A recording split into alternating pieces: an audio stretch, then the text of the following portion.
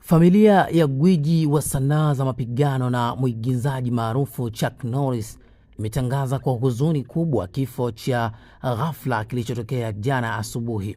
Kupitia ujumbe uliotolewa mtandaoni, familia hiyo imesema kuwa ingependa kuhifadhi kwa faragha sababu za kifo hicho, lakini imesisitiza kuwa marehemu alikuwa amezingirwa na wapendwa wake na alifariki akiwa na amani. Kwa mujibu wa familia, Chuck Norris alikuwa zaidi ya mtu maarufu duniani. Alikuwa mume mwaminifu, baba na babu mwenye upendo, pamoja na nguzo muhimu ndani ya familia yao.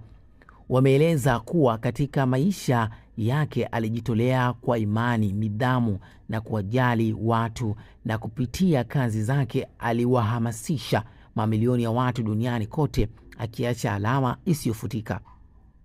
Familia hiyo pia imetoa shukrani kwa mashabiki wake kutoka kote ulimwenguni kwa upendo na msaada waliompa wakati wa maisha yake, pamoja na maombi waliotuma wakati wa kuugua kwake hivi karibuni. Katika kipindi hiki cha maombolezo, familia imeomba kupewa faragha wanapopitia wakati huu mgumu.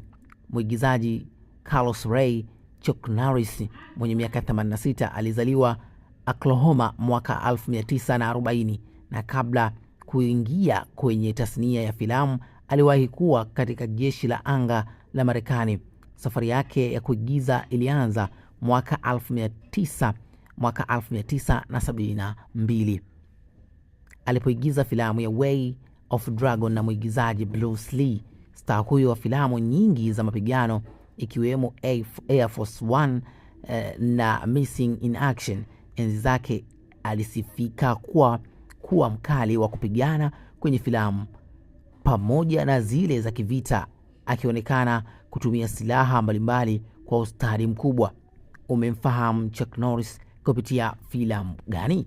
Na kukumbusha tu, kama haujawahi kupita pia kwenye YouTube channel yetu, basi pita, inaitwa CWG Digital. Itakuwa umetisha sana, lakini soon tutakuletea makala ambayo inamhusu Chuck Norris alivyoanza safari yake mpaka kufikia kwa kifo chake. Subscribe, like na kucomment.